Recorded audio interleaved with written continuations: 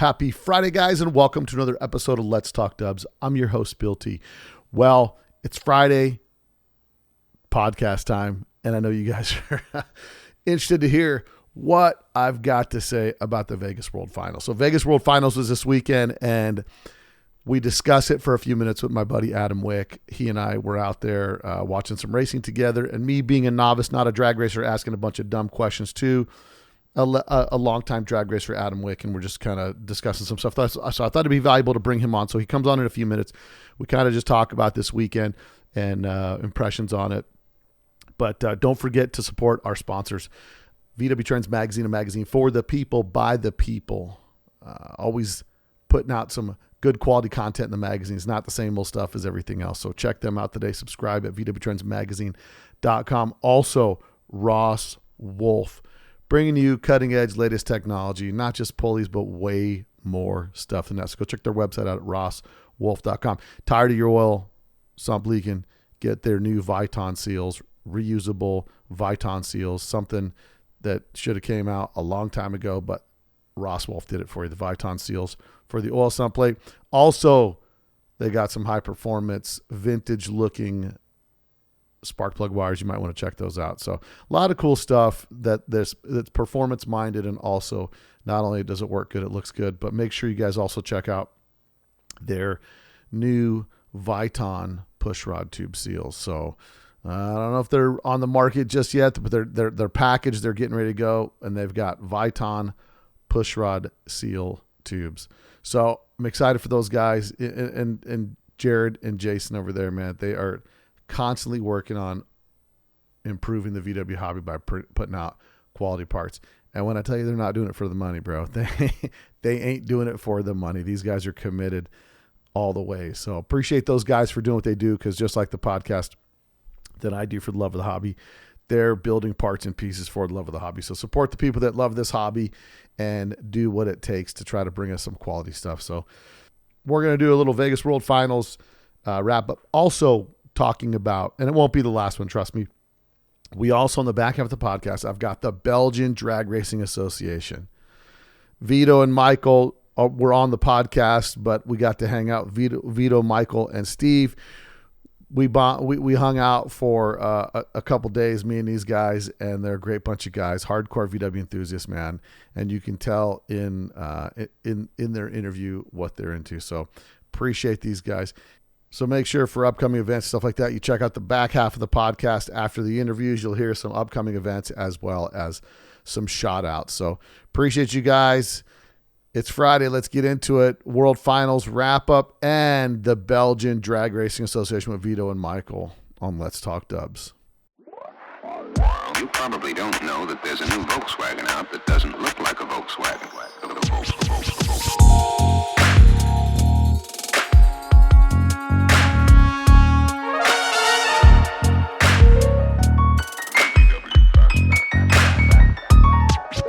It's got everything that people who like the bug like. So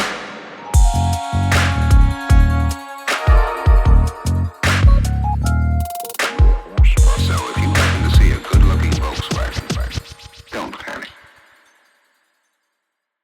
Okay, guys, so the big news this last weekend was the Vegas World Finals. Corey Mack's Vegas World Finals, promoted heavily by Brian Watts. And on the phone, I've got my buddy I was hanging out with that day, Adam Wik. Adam, what's happening?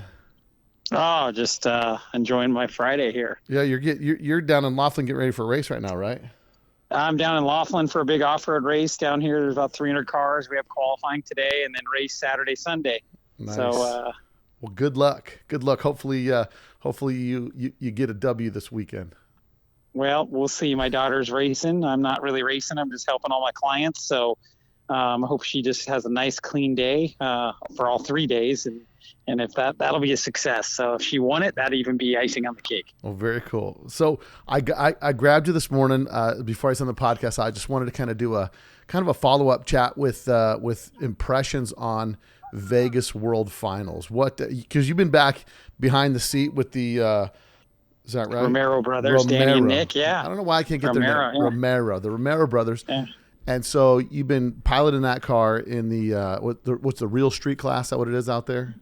Yeah. We've been doing the real street class this year down at all the bug-ins and had some fun. So I've been hitting all the VW races again. And I got lucky enough. We went out to the Vegas race to come check it out. They didn't have our class there, which I was a little disappointed, but that's okay. Hopefully next year they will, but all in all, I think it was a pretty decent showing for the first race they had. There was there was a little bit of downtime, in between classes and stuff like that. But all in all, I think it was a really good first showing.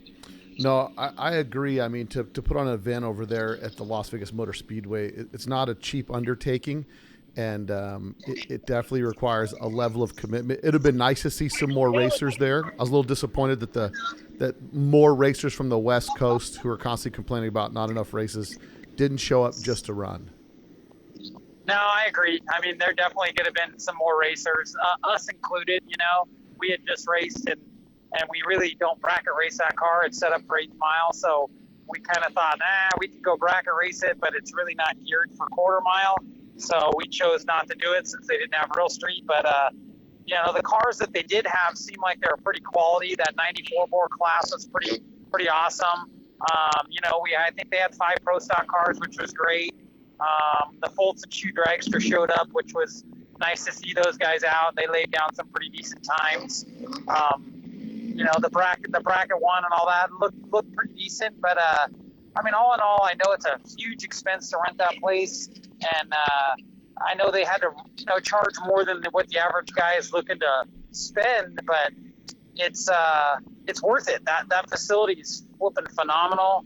I'd like to see it be a 2-day race. I think that would help because you have a lot of people coming from all over the country, let alone the world. And if we're gonna take the time to do that, it'd be great to be a 2-day race. Yeah, no, I was impressed by people that had shipped some stuff. There was guys from Texas that were here. There was, Mex had brought his Gia from halfway around the world to race here in the States, and I think it has the blueprint to be a worldwide event, to have a lot of people bring it with enough planning and forethought into it. It was pretty cool to see some of those cars, because I think when you see like Mex's car, I don't think you see much like that in our circle of racing out here in the States. Yeah, the Mex speed car, that thing was very impressive. I had the pleasure of him coming by the shop on Friday morning, so I got to kind of check it out, a little private tour around it, and it is a very impressive car. Really neat to see somebody like that take the time to build something like that, let alone ship it all the way across the world to come out and participate in that race. So it was that was a treat. Well, and what's interesting is with respect to the real street class that you guys race now, there's 2 races at the bug-in that go down, right? Yeah, pretty much all the bug-ins have the real street class. So with Irwindale gone now, how's that? Well, how's that going to affect next year? So we are the real street class. Dino Mendoza has teamed up with Steve Sherman. And basically he puts on all the match race madness stuff where it's a bunch of V8 cars, but he is allowing us to have a lane because he thinks that class is really a pretty cool heads-up class. So our first real street race will be February, I think it's the weekend of February 15th or 17th, somewhere around there in Bakersfield. I think he has a 4-race schedule for us. And so Dino's been working hard with him trying to get all this stuff sorted out. And basically, these are basically the same races that used to happen for the V8 guys in Irwindale. They're just now doing them up in Bakersfield. I think there's 2 in Bakersfield. There might be 1 in Vegas, and then I forget where the other one is. I haven't really looked at the whole thing yet. Well, it's interesting, especially on the heels of the news that Irwindale's closing, that there wasn't, just a bigger drag turnout at the Vegas World Finals. But hopefully next year, I spoke to Brian Watts a little bit this week. They're for sure going to be pushing with another event next year. They're going to, as soon as they get the details hammered out, they're coming on the podcast and we're going to talk about it just to make sure we get some people out there. Me, I'm a little bit selfish and I'm more than happy to help try to get this event off the ground because it's in my backyard. But also, I mean, I agree with you. I think Vegas is probably one of the best facilities on the West Coast as far as drag racing facilities. And why wouldn't we want to have an event hosted here in Las Vegas? 100%. I mean, I got to be honest, Bill. I think they need to team up and you guys need to do your car show event one crazy weekend on the Friday, Saturday, and then they could do the drag racing on Sunday. So that would be the ultimate event. I think it would draw in a lot of people. A lot of different things for everybody to do, but I know it's hard to pull that off because of dates and prior commitments that the track probably has. So, yeah, I mean, there's a lot of moving parts and pieces to it, but who knows what the future holds. All I do know is that was kind of a big thing to do. In hindsight, there could have been a little bit more promotion here and there on it. But the thing I've really been struggling with over the past couple of days is I've been reading not forum boards, but Facebook pages here and there, is like the drag race guys always complain about not enough events, not enough support, not enough this, not enough that, right? They're all kind of everybody's the thing.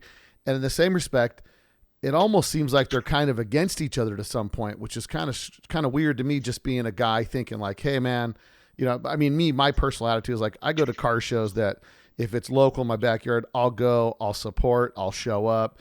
Even if I got like, I don't really care for the guy putting it on or whatever. I just do it because without those events, it starts to water down the scene. And I think some of that, at least the stuff that I've seen a lot of people just really have a weird position. And I know there's, especially with anything where it's competitive, right? There's a lot of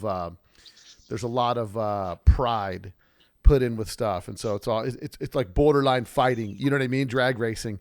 And there's a lot of quote unquote beefs, but I think with everything happening in the scene, it's really something where I think it's in their best interest, all the people, whether it's Texas, Northern California, Southern California, Midwest, wherever, they all need to come together and focus on really supporting each other's events as best they can, because with all these tracks going away, it's getting smaller, and harder to keep these things going. So I don't know. I was a little bit surprised at it, just the tone. Kind of people were like, oh man, I was out there and it should have been this and should have been that. And I find that amazing. A lot of people that really say it should have and it could have are usually people that have never put on an event.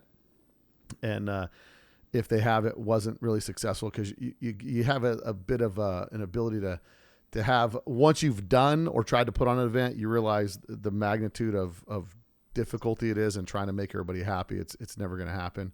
But all I can hope is going forward that all the drag racers get together and they really, everybody supports everybody else's event. You know what I mean? Because it's without that stuff, man, it just continues to keep getting smaller, So yeah, I'm with you 100%. I mean, I think for their first event, it was a huge undertaking. I think they did a really good job. I think they learned what they need to improve on for sure.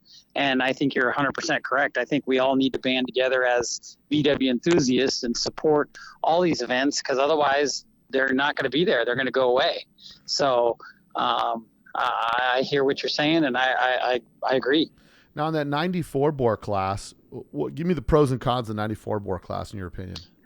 Well, that 94 bore class, as far as I know, it's basically it can be boosted, it can be nitrous, it can be whatever, and it's a 94 bore max. And it kind of seemed like that had quite a few quality cars in it, and it was pretty neat. So I think that's a good class. I think a lot of these turbo guys can go do it. I think if you're a nitrous guy, you could go do it. And I'm sure if you thought you were fast enough to be an NA guy, you could go do it if you had a 94 bore deal. So I think realistically, that's kind of a neat class.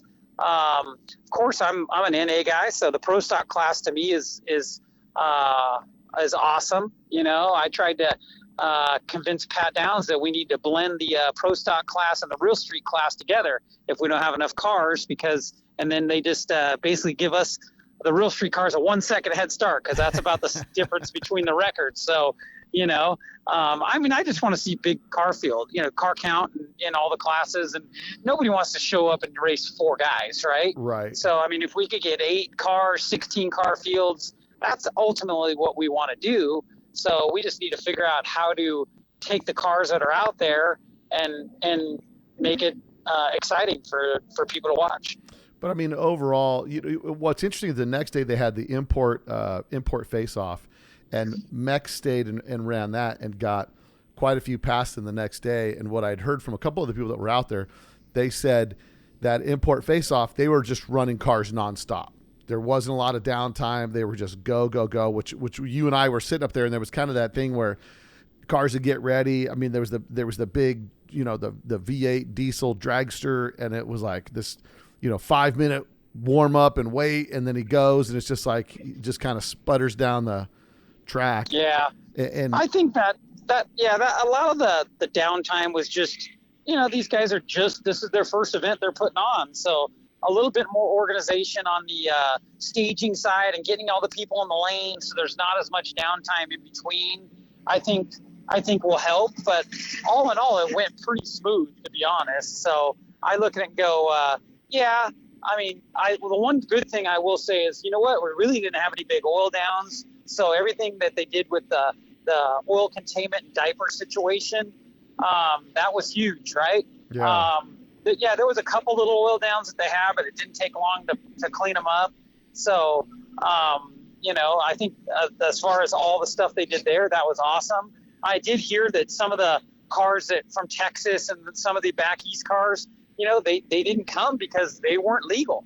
That was kind of the rumor going around in the pits, that some of these other cars aren't NHRA legal for as fast as they go because they don't run at NHRA tracks. So you got some of that going on, right?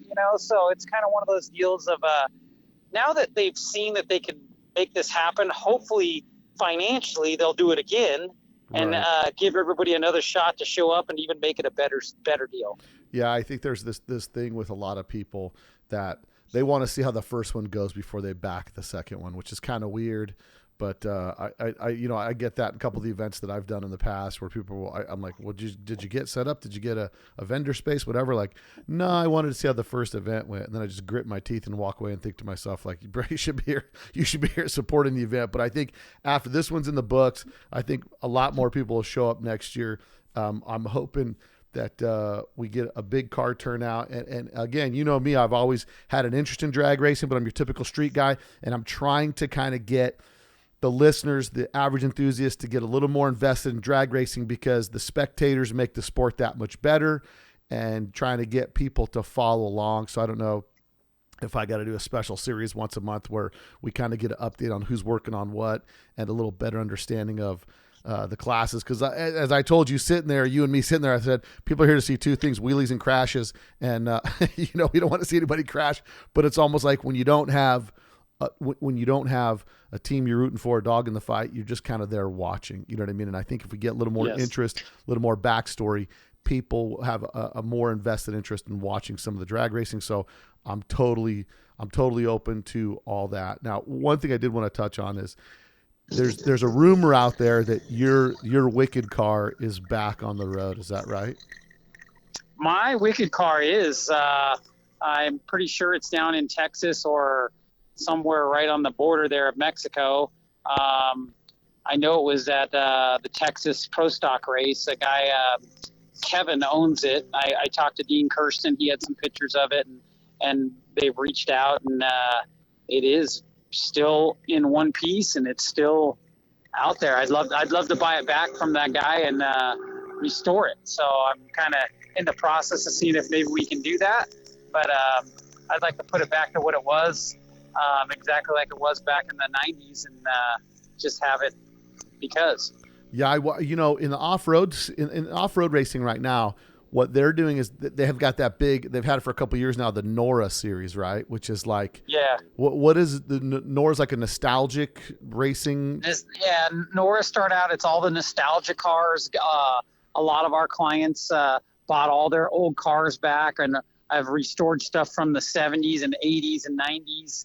And they do a race with those cars actually twice a year. They do a 1,000-mile race and a 500-mile race. And they run them in these vintage classes because, of course, the new technology is so much better.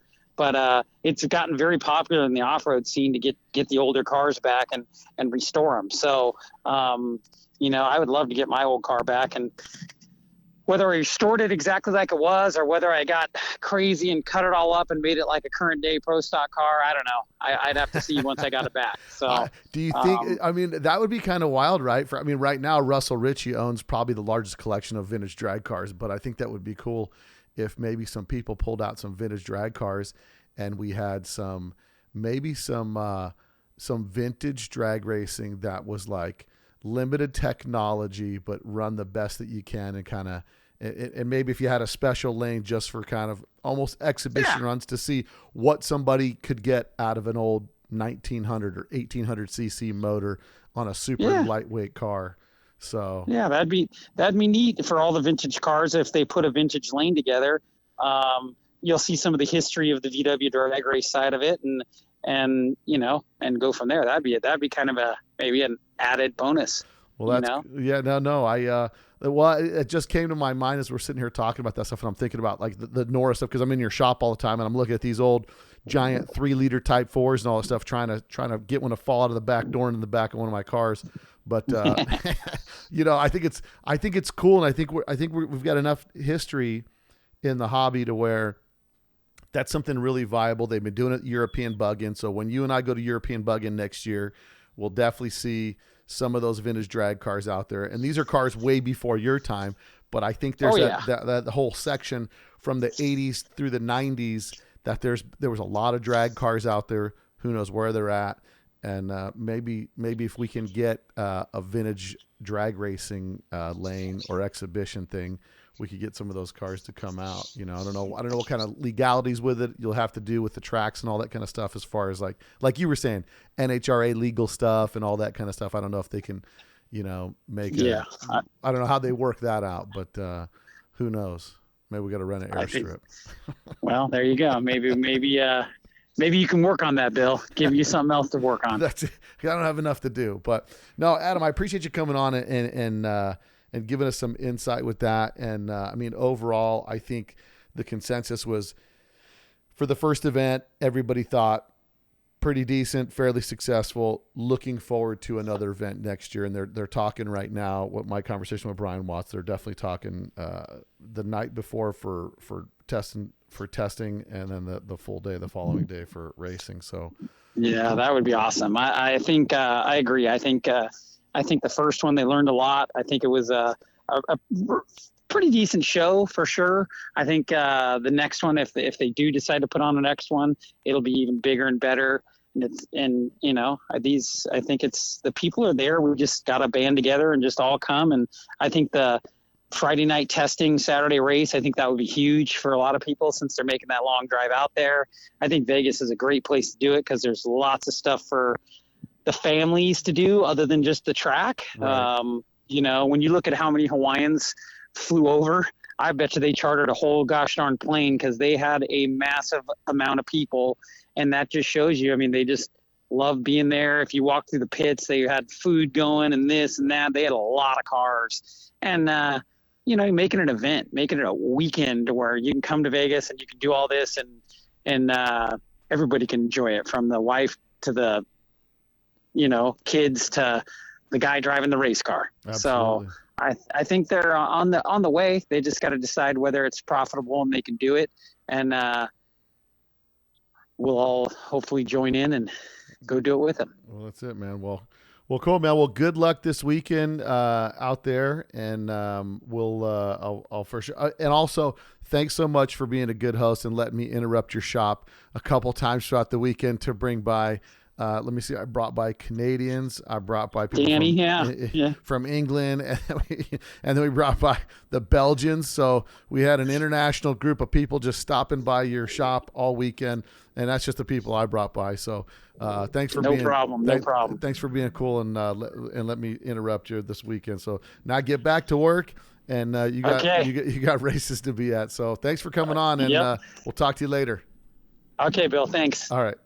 Well, you heard it there. That's I figured you guys like a little bit of feedback, not just from me, but also I got Adam on there, drag racer extraordinaire, to give you guys some feedback. There's plenty of other people that I'll probably, I'm sure this conversation about the Vegas World Finals isn't over, because there was a lot going on, and I really, I love my city. I love this track.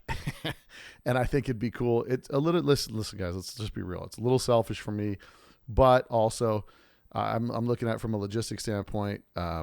Without a lot of stuff in Southern California, Vegas is the next natural option. Distance wise, I'd love to see some events come here. And definitely anybody's interested in being a part of anything going on in Vegas, feel free to reach out to me. I'll do everything I can for you guys. Again, the hobby's too small for us to keep dissecting it. So my suggestion is, I know everybody's got their reasons for everything, but sometimes, we just got to pull together as enthusiasts in the hobby. So appreciate everybody that did support that. Now coming up is my interview with Vito and Michael from Belgian Drag Racing Association. These guys they're hot on it. They're committed drag racers out of Belgium, and they got a cool story.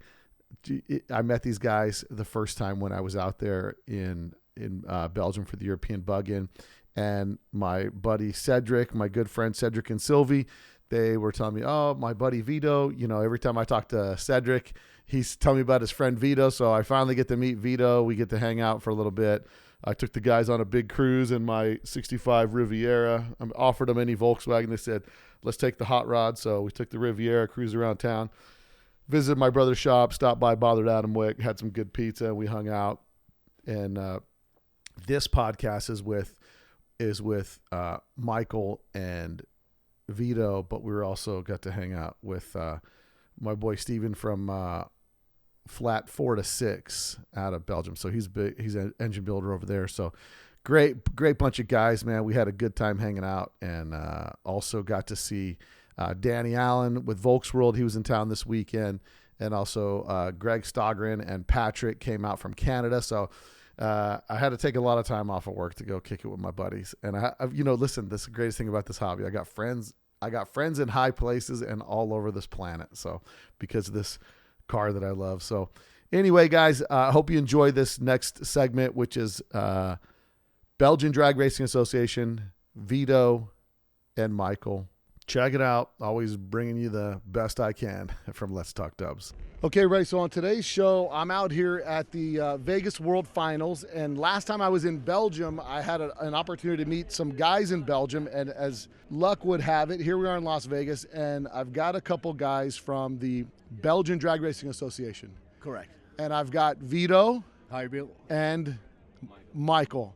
Vito and Michael, both from the Belgian Drag Racing Association. Now, you guys are heavily involved in drag racing, the organization for drag racing in Belgium, correct? Yes, we are a group. Most of them, almost everybody has a VW. So it's primarily Volkswagens, a lot of Volkswagens. Yes. And how long has the Belgian Drag Racing Association been together? I think it's 6-7 years already. So we come together to join and help me to create a group. To start the group. Now, the way we always start the podcast is, what's your VW story and how did you get started in Volkswagens? It starts in the early 90s. I bought my first Beetle when I was 16. Yeah. So I brought it on the street when I was almost 18. And short after that, I broke up my engine.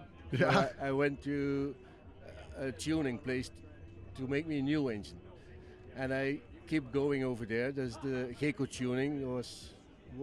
It doesn't exist anymore. It was very popular in the 90s. Right. So I started racing Beetles because they had race Beetles, and I was.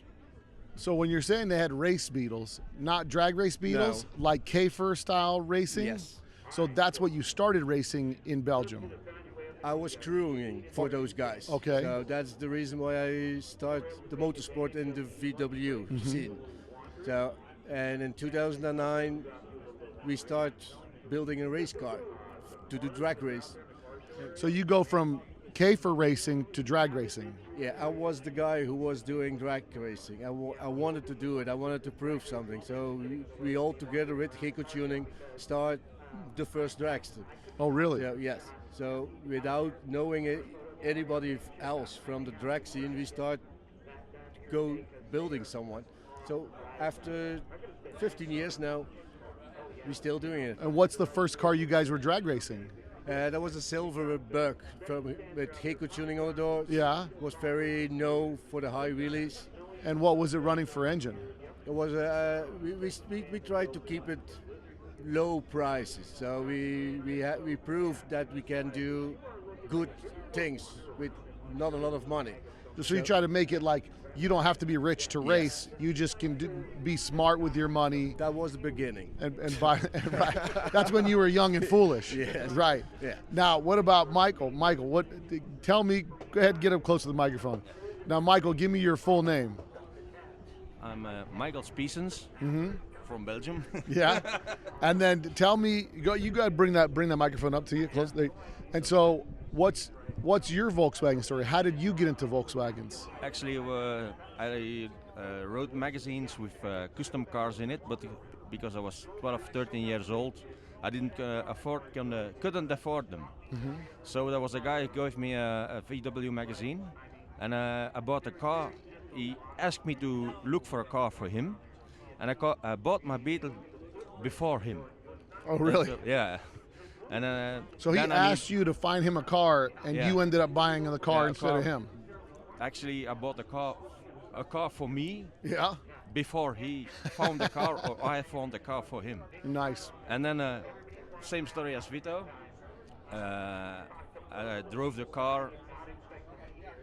Now you were driving it stock engine, but driving it fast and putting dual carburetors and starting carburetors and things like that. And starting like everybody. All I need, I have dual port motor, which is the best. All I need is carburetors, and I'm going to be fast, right? Yeah, for in one exhaust and right. things like that. The recipe, right? The original recipe, like Colonel Sanders. That's my daily driver, and now, with the double carburetors on it. Oh, really? You're already going faster. Yeah. You're doing a little bit street racing with other red lights racing on the streets. Yeah. You break your engine, and that's where I met also Gecko, and yeah. Now, the story goes on. Now, Vito, you call him Gecko? Gecko Tuning, that's the shop where Vito Gecko Tuning. Also went for his engine. And so this is how you guys met. Actually, yeah. He looked at you and thought, this poor guy's not very smart, breaks his engine, I'll help this poor guy, right? Like, yeah. Who knows more about the engines when you meet him? Vito knows more, he's doing more engines and all this stuff? Equal, I think. So both of you guys have a passion, two Belgians wanting to go fast in Volkswagens, and everybody else is buying big, fast Camaros and stuff like this. What are they driving? What else? Because the car scene is strong in Belgium, right? Motorsports, cars is popular in Belgium. A lot of Belgians, they like cars. They like fast cars, this, that, or no? Well, in Belgium, not really. Germany, France, but Belgium, we don't have a lot of. So not a lot of automotive stuff going on in Belgium all the time. We don't have the places. Right. So if you look what happened here in the United States and sure over here in Vegas, it's big different. It's we have track racing a little bit, but all the stuff you see here, it's amazing for us. Yeah, like the drag racing. The drag racing is not supported like in Belgium like it is here with the big tracks and all that stuff. To be honest, we don't have a place in Belgium to do it. We have to go to Germany, UK, France, where in Belgium we don't have one place to do it. Like you visit us in Chimay, it's only and you're racing on the street once in 2 years. Yeah. Now, Gecko Tuning is the same company you guys are talking about, or but Gecko Tuning was in the 90s. And you very pitted tuning shop for Beetles. You pitted with those guys, so you volunteer your time. You hanging out in the shop and all this stuff. The shop owner Koen is still is my best friend over the years. So and he is still building together with me my engines now. When they were racing the Beetles, what series were they racing there? The Kever Cup. So the Beetle Cup. Kever Cup, Beetle Cup. What is the specification? Because I've never understood the specification for a Kever Cup. So what is the Kever Cup what makes a car classify for Kever Cup? You had 3 dimensions in that. So you had the stock, racing. So Okay. stock engine, stock everything. And stock by 1600 dual port? Yeah. Single So carburetor or two carburetor? Single carburetor, stock. So you have those guys. Then you have the how do you say it? Fight until 2-liter engines. Okay. And then over the 2-liter engines. That was the 3 modified. So in the modified class, you can go dual carburetors, turbo, whatever you want, or just they have like... I think it was no rules about turbos, but on the track with the turbo, I don't think it's smart to do. Right. So when they're running in the Käfer series, how long are the races? 3, 6, and so 3 hours, 6 hours, and even one every year we had the 25 hours of Spa. So 25 hours nonstop in a Beetle? Yeah. Nonstop? Yeah. And You pit, change drivers, and go, or Yes. same driver? No, change drivers and go. How many hours you go to? I think every 2 hours we changed the pilots. Did you ever race in that series? No, that was too expensive for me that time. It's Over big there. money. It's What does one of those motors cost to build a Käfer motor like under 2 liters? What does that cost somebody? the same of here, but I mean, to race in that series. racing is a little bit more expensive than just drag racing. Right. Because it's more it's long time. How do you call it? Endurance. Go heavy in the racing. It's the same if drag racing. You go so far, the pockets are deep. But they build the motors a little different for that Käfer racing than drag racing, right? Because Käfer racing, a big difference. it's going to run what RPM solid? Wow, 5,000-6,000, not more. The whole time. The whole time. And drag racing, you're going to go 9,000, 8,000, 9,000 RPM. That's the difference. And the cooling. So we don't care about cooling in drag race, but before everything was about cooling. Yeah. So we if you build an engine who has 25 hours to How many coolers they have on a Käfer car?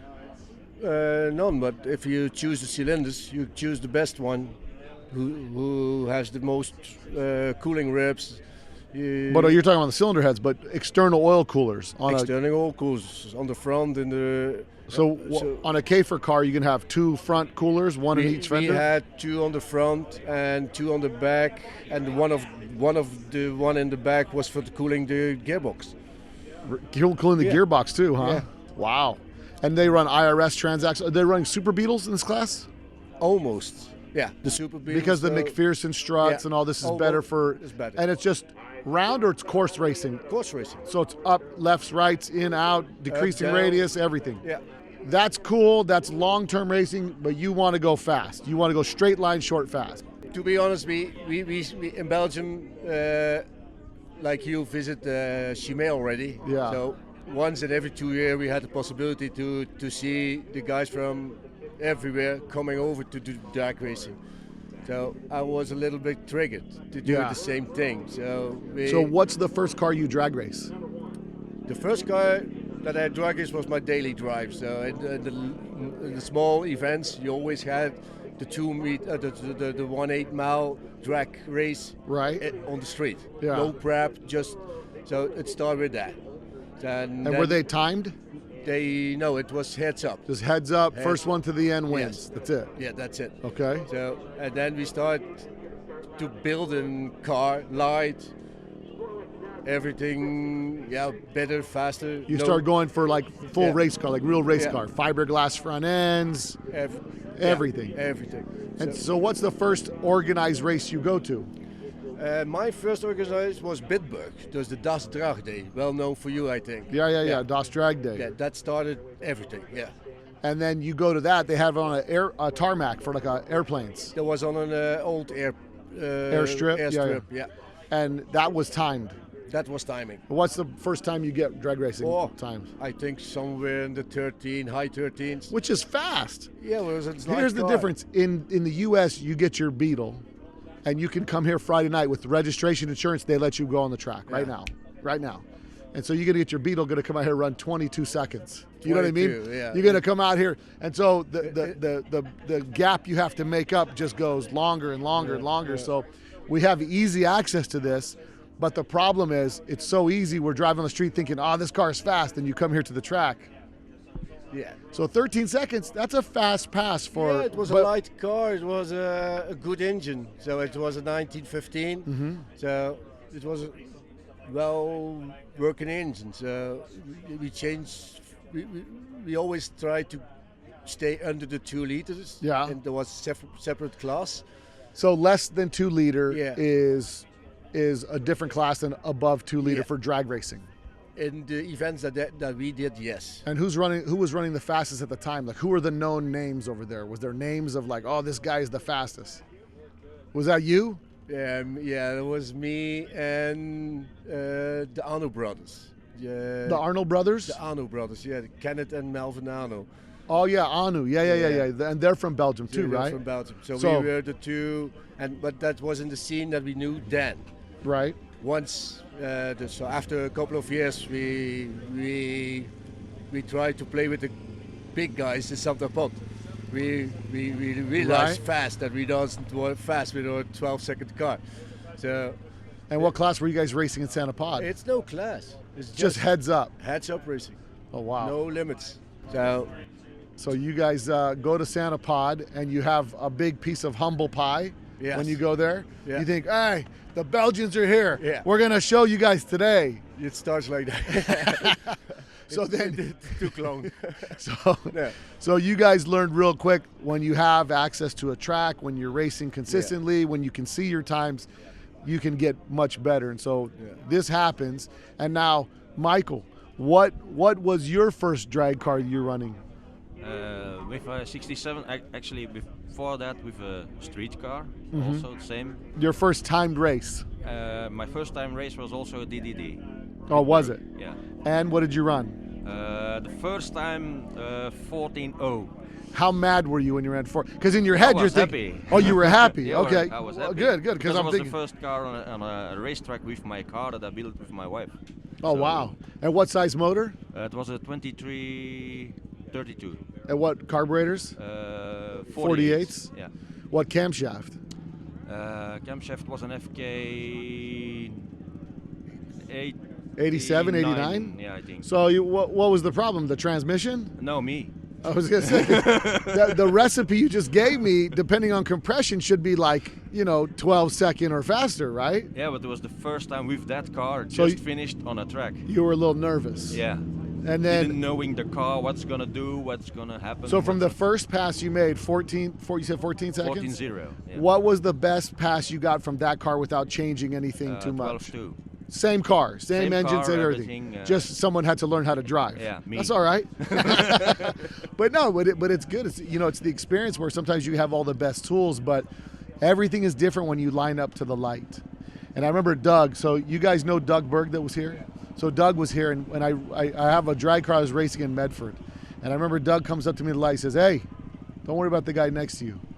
You're racing you, just That's you." it. Yeah. And me, I'm sitting there and I get so worked up over the guy next to me that I let the clutch soft and I broke the transmission. I'm like, I'm in the qualifiers. So, but it's interesting how much psychology is in drag racing, right? I mean, and so now, this was how many years ago where you guys started? When you're first at Das Drag Day. First Das Drag Day was what? 2015. 2015. 2015. So now we're almost 10 years into this, right? Well, next year will be 10 years from 2015. And how fast and what cars are you running now? The same car. Changed the gearbox because this gearbox with the new engine I got now was too short. Okay. Now that changed. Now you last say year. too short because you went turbo, or you're No. You're no. still It's a bigger naturally engine, aspirated. Naturally aspirated. Okay. 2 liter 4 now, 2.4, and 52 EDAs. Right. But the gearbox was too short. Now last year I changed the gearbox and now approving but I'm in the 11s now. Oh wow. 11 seconds naturally aspirated. Yeah. And drivable car or racing only? I once drove it on the street. Yeah. But no, not the street car. I like it. And now Vito, let's hear from you. Let's hear from Vito over here. Yes. And Vito, so what car are you running now? I'm running a 54 oval Okay. Beetle. All steel? Fiberglass doors, front. So race fenders, car. Yes. And what are you running for engine? I'm running now a 2.919. A 2.9? Yes. So full like autocraft motor, or what is the motor? It's a powder case. Okay. Autocraft cylinder Cylinders? heads. Mm-hmm. 58 carbs. Okay. T-Berks. Yeah. And what are you running now in that car? 1035. 1035, naturally aspirated. Natural aspirated. Nice. Old school. No Old injection. No. Just keeping it raw. Yeah, I will try to knock on the door of the 9s with that engine before I go another direction. And what's your favorite track to run over there? Santa Pod. Santa Pod is the best track over there. Yeah. And that's your time in Santa Pod. What's the elevation over there? My time in Santa Pod was in 10.4, and we have a nice track in France, in Claster, and it's a very nice track, but no accommodation. So it's a very nice track, but yeah, it's fine. Yeah. Just my best time is running in France, in Claster. And so you're hoping with what changes to get faster? What is your plan? So I have another cam. Don't ask me which one, but I don't know. It's it's special grind from GPM. Yeah. Now GPM is the one in Sweden, right? Yeah. I think he builds Norway. I think he builds Sweden. he builds Type 4s also, right? GPM or just Type 1s?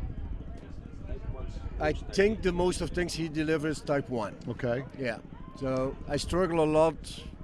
To be honest, once you go farther than the 2.4 liters, it's fail and error. So we tried a lot, we changed a lot. So I built 2 years on the new car. In 2017, I crushed the silver one in Das Drag Day.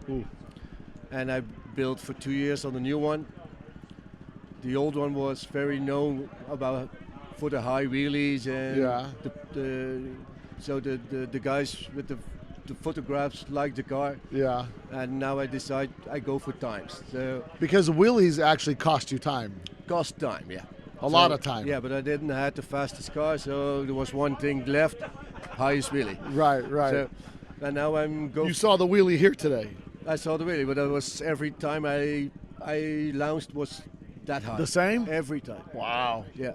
Yeah, that was pretty crazy. But the car who does wheelies, it's not safe to go fast. No. You can't do both. No, not after you bang the front end like that. You're out of alignment and who knows. Yeah, we shift in the air to second, so we bang not too hard on the ground. Oh, really? Yeah, we shift already in the second and the So you don't let off. You just stay into it. First bing, 60 bing. feet, I never touch the ground. Yeah. And now, what has been the most difficult thing about racing in Belgium? Like racing in Europe as a whole? Is it difficult to get parts, difficult to get technology? It's always expensive because we have to pay a lot of taxes to bring over parts from the US. So, and we don't have not everything in Europe. Yeah. Now, but the difficult thing, we have to wait for parts. We have a lot of support from racers in the US. It's really, so if I call to Mike from Motorcraft, I have a problem, it's faster than someone else. He just, even it's not Autocraft, he makes sure I have it. That's one example. So you saw our friend Max shipped his car all the way over here. Last year in September, we were racing in Santa Pot in VW Action. He came in my, how do you call that? Yeah, the easy up, the canopy. Canopy. And he asked me, we go to Vegas. Come on, support us. We go to Vegas with a lot of high performance Beetles, and we're gonna try to show us. Right. Yeah. So I told him I will look how and what's possible, and so once I checked how much the cost is to bring the car to the US, I hook off. It's too expensive. So I told him if I want to raise an American guy, I will send him a picture of my time slip. It's too expensive. For me it's too expensive. I mean, but ultimately, like for you, that would be a dream. It's a dream. Every track is a dream.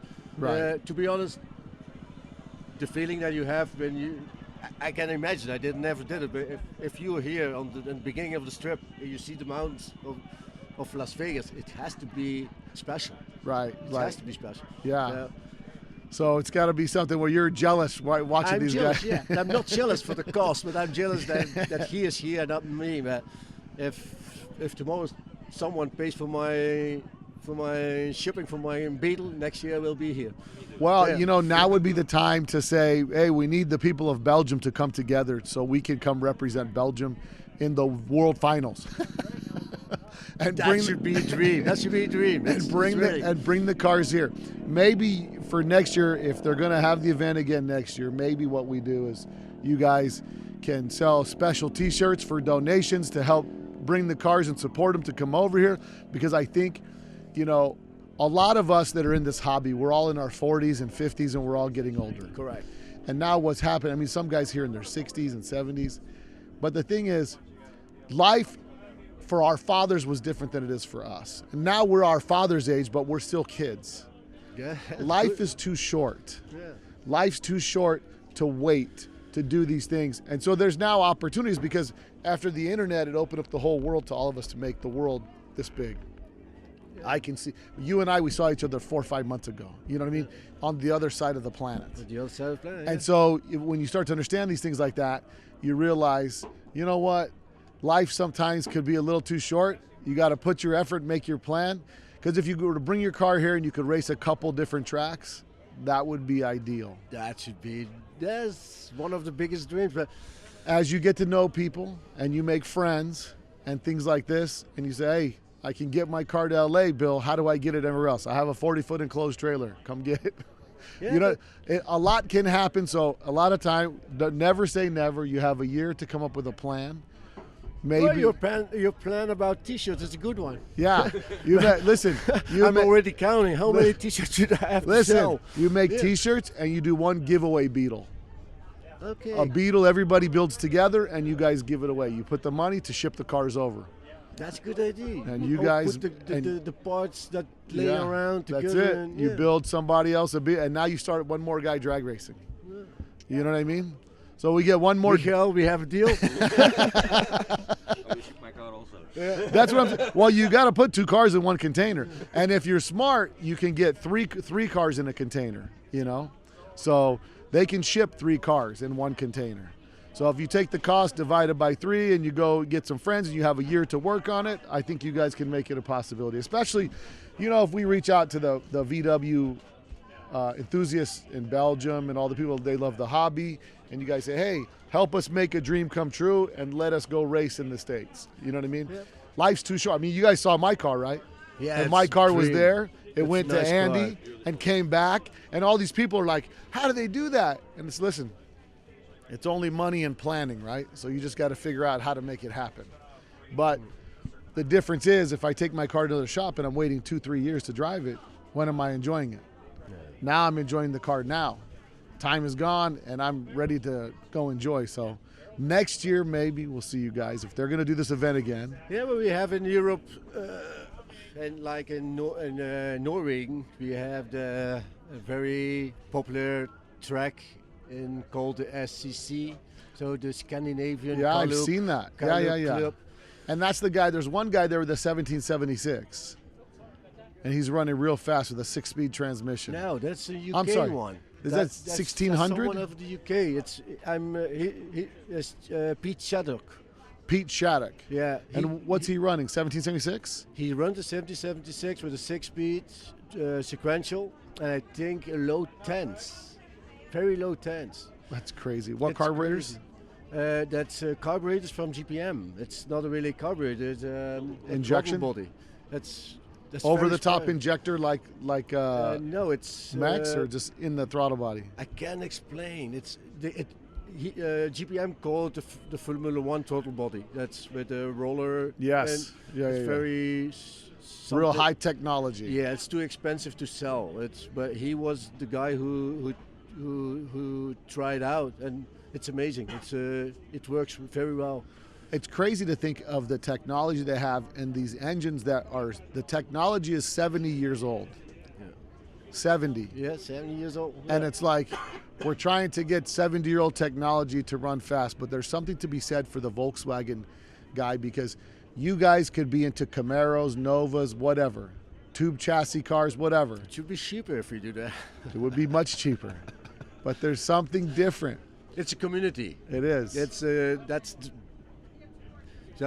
that's funny stuff. Because in 2017, I crashed my car, and you know, everybody after a crash, the family is always how you call it, bezorgd, involved with it. And so the first thing that I heard from my parents when I came home, it's done now. You saw the crash, it's done. No more racing. You have a business to run. You have children.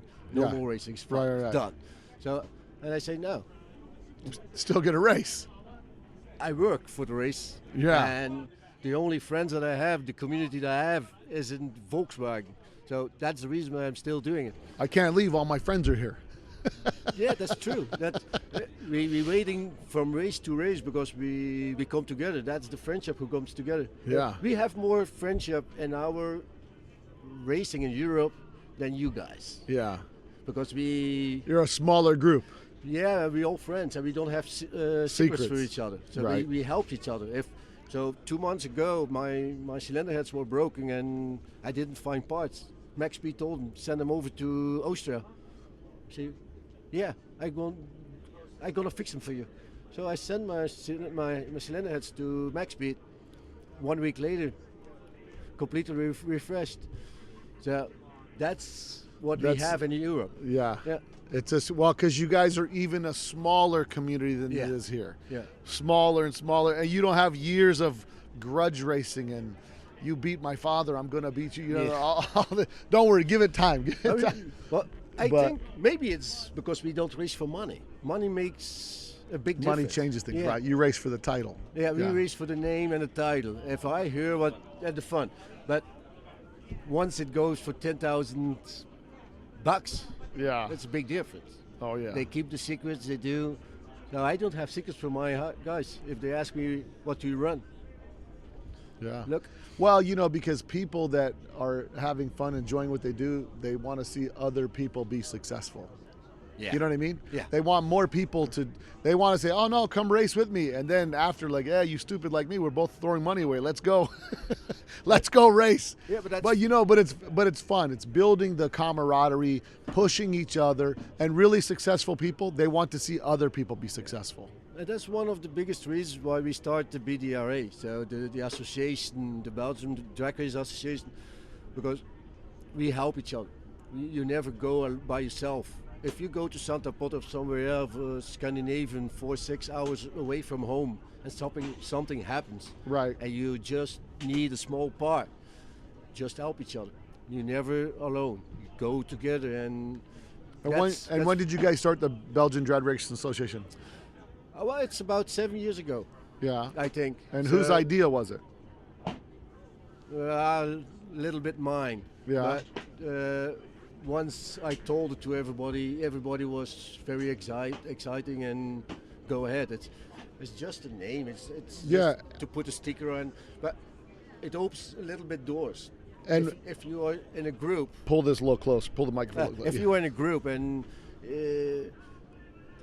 if they say the guys from the BDRA are coming, there's a big difference if they say Vito is coming, Michael is coming. So the group of the Belgian Drag Race Association, they come. Yeah. They know we are with normally around 15 nice racing cars. Really? Yes. They are people who starts up, who just have a project to become a racer. The most of them have some experience, yes. Now, do you guys in Belgium, do you have a top 10? We have a top, yes. Oh, you do? Yeah. And who's leader on the top 10? The leader is with a 1032. Yeah. Mr. T. Oh, Mr. T. Yeah. I think I've seen him. He had the chain and the So that's the leader. So that's the guy to beat. That's the guy to beat. I have a 1035. So it's. Oh, so you're number 2. I'm number 2. Yeah. And were you number 1 for a while? Never. Never. Yeah. Very small. Yeah, a little bit. Well, not long. Maybe a couple of months. And you're in the 11s. Michael's in the 11s right now, right? It's a jump. We jump from the 10s to the low 11s, and Michael is in the low 11s. So you're this close. Yeah. What's your plan? What's your plan? Grab that microphone. Bring it. What's your plan to get to the 10s? My wife is not gonna be happy when I tell more horsepower, but having fun and racing the car, and I'm first on the 7th place on the list, so I'm happy. Yeah. So when I gonna do the 6th place or 5th place, we will see what it brings. Yeah. Well, guys, anybody, before we wrap up, anybody you guys want to thank for all the support and the help in Belgium, since you have the time to just say something to your friends back home in Belgium? Anything you want to say before we wrap up? My biggest help is still Mr. Koen from Heco Tuning. So that's my biggest help in listening to my complaining and stressful life between the races, and he helps me to build the engine. So that's the number one for me. So, well, listen, I'm glad we get to sit down and talk for a little bit and kind of get to figure out what the Belgian Drag Racing Association is all about, and that if you guys ever want to check, now do you guys have a website or Instagram, or what do you guys have? No, we just have the Facebook page. But Facebook page, so if you guys want to get in touch with Vito and Michael, you guys can get on the Belgian Drag Racing Association page and connect to see what these guys are doing. If you ever go to Belgium, look you guys up, right? You guys are more than welcome. If there's a race, and I can attest, right? We met. You were there pitting with Mex, right? With Mex, yeah. And that's how we met, and we got chatting. I tried to sit you down over there. Now we sit over here. We got to talk, but now you and I are friends. You know what I mean? And that's how this hobby works. You know, it's like we all have this connection through the Volkswagen where we all from around the world get together and help each other out. So I appreciate you guys for coming on to represent Belgium. And next time we will present with cars. Next time, listen. The Anu brothers are still racing or no? No, they just in the Cowlick in the show stuff. Yeah. All right, it's probably cheaper. But it's still in their blood, so maybe they'll be the third car. So what? How nice would that be for the Belgians to come here to Las Vegas to race one more time? That would be a good time, yeah. One more last time. Why? Well, not one last time. Yeah. To come for the first time, right? For the first time, yeah. The first time of many. So you never know. So well, guys, maybe we find some support, or maybe it's a good idea. We will keep you in touch. We'll make some T-shirts, and then you guys maybe build a car to give away and raffle the car, and the money goes to send the Belgians to America for the American tour. For the American tour, yeah. And if you guys need a trailer, you let me know. We'll get you a trailer. I will have a chat with Brian later on the day. We'll make you a lot of connections over here, okay? Thank you very much. All right, guys. Well, thanks for coming on. I appreciate it. Next time. All right. Thanks. Well, if you like that podcast, make sure you subscribe to Let's Talk Dubs podcast so that you don't miss a thing. Also, go subscribe to our YouTube channel now, because we do have a lot of these in video format that I'm releasing little by little, but I also do other video content besides the podcast. So some interviews, some car detail stuff, show events, things like that. So go check that stuff out. I'm going to be putting out a video coming up soon on the DFL club in Germany. Also, a big shout out to the guys I got to hang out with this weekend. Greg Stogren, Patrick, both those guys from Canada. Danny Allen, then his lovely missus that we got to hang out for a little bit. They came by the shop here, and Vito, Michael, and Steve that came by from the Belgian Drag Racing Association, and Hammer Time, and the whole Hawaiian crew that stopped by for a little bit. A lot of people that we got to meet this weekend. Those guys are from the Big Island, by the way, so don't get it twisted. But appreciate everybody for stopping by, hanging out, and love to meet all the people that are in this hobby. So looking forward to that. Lots of podcasts coming up. We'll probably end the year off with Full Custom Ian. If you guys haven't seen the show Full Custom Garage, go check it out. Follow him on YouTube, Full Custom Ian. We're going to be doing that will be probably our 300th episode coming out, which is going to be toward the end of this year. We'll see. We'll see how the numbers match out. Maybe no guarantees. All right.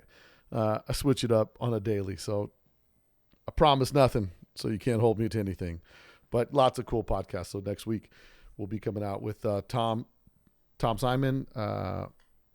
Did a podcast with him, drag racer, fastback drag racer from back in the days. Also doing some land speed stuff right now. So lots of cool stuff coming out. So you guys have plenty of things to listen to. And maybe, who knows? I know I've promised a few times, never delivered. maybe I'll throw out a bonus episode during the Christmas break while you guys are doing that. I'm sure we'll do a roundtable, or maybe I'll do a live stream, a shop tour or something, hanging out, give you guys a tour of the collection. If you guys have any interest in that, make sure you hit me up on Instagram, Facebook, or in the Let's Talk Dubs group. Also want to let any of you guys know that are in Arizona and Tempe, the Air-Cooled Motor Club is going to be doing like a Cars and Coffee over, but it's going to be over at Hurt Donuts over at in Tempe, Arizona from 8 to 11, Sunday, December 22nd. So go check that out. You get Air-Cooled Volkswagen Arizona, go check out Hurt Donuts Sunday, December 22nd from 8 to 11 in Tempe. So, or as they say, Tempe. So I know a lot of you may have already checked out the YouTube channel. We just put out a video. Go follow my buddy Vegas Micah G. We just put out the double cab video. If you haven't seen it, go to my YouTube page and search, just search Let's Talk Dubs on YouTube. The page will come up. It's a pretty cool video, the story of the double cab. He shot it pretty cool. We're just kind of experimenting with some stuff. Hopefully we'll be getting some more video content like that out to you guys. I know I have a lot of cars in the collection that I'd like to go over the story on those cars, as well as bring you some of the cars locally that are near me or people that I definitely connect with in the Volkswagen hobby. So I'll be bringing some of that stuff to you guys also. A lot of stuff happening this year coming up. One of them, the German Air Car Show and Social, happening in Niagara Falls, Canada. I'll be there. It's going to be on June 21st and the 22nd. So there's going to be a big cruise happening on the 21st. And on the 22nd, it's going to be the car show. I'll have more details on that coming up. So if you're wondering, that's where I'll be. One of those things. In addition to that, I'll be at Viva Skeg Vegas in the UK this August also. So we got lots of stuff coming up, as well as the Air Mighty show. So I'll be traveling quite a bit this next year coming up, checking out a bunch of these events. So if you guys are listeners and you happen to see me at an event, come see me. I usually have a little something special for listeners that come say hey at a event that I'll be at, usually a poker chip or some special stickers or something. Anyway, guys, appreciate you all for listening. Make sure you share the podcast. And until next week, guys, later. You probably don't know that there's a new Volkswagen out that doesn't look like a Volkswagen.